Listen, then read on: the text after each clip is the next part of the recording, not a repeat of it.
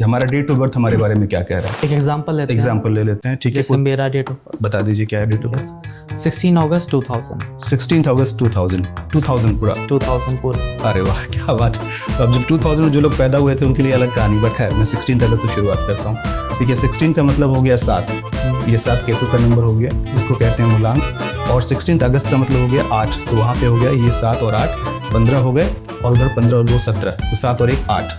तो आपका जो कॉम्बिनेशन हो गया वो 7 और 8 का कॉम्बिनेशन है। ठीक है, अब प्लानिटरी सिस्टम जो टोटल 9 प्लैनेट्स हैं उसके हिसाब से नंबर्स को डिनोट किया गया है। तो ये 7 नंबर आ गया केतु का और 8 नंबर हो गया सैटर्न का।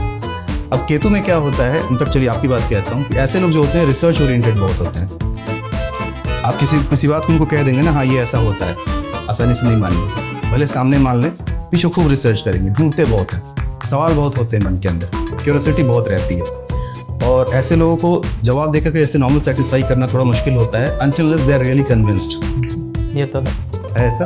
अब बात कर लेते हैं 8 के बारे में। बेसिकली मूलांक और भाग्यांक दोनों का असर होता है। तो अगर आपका 8 है तो 8 नंबर जो होता है वो इनिशियली बहुत स्ट्रगल देता है, बट मैं कहता हूँ कि ये स्ट्रगल होता है, कहीं एक ऐड आता है कि दाग अच्छे हैं, तो ठीक उसी तरीके से कुछ वैसे स्ट्रगल होते हैं जो अच्छे होते हैं। 8 नंबर का स्ट्रगल ऐसा है कि अगर आपने इस बात को समझ लिया कि जी हाँ मेरी ज़िंदगी में स्ट्रगल है, तो ये आपका स्ट्रेंथ बन जाता है।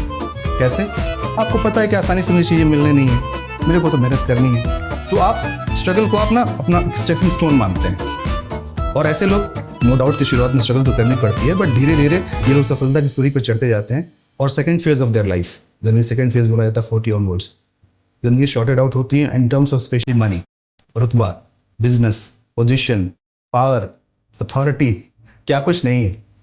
तो जो बात हो रही थी, जो बदनाम किया जाता है 8 नंबर को, ये उनके लिए बदनाम है जो लोग 8 की एनर्जी को समझ नहीं पाते।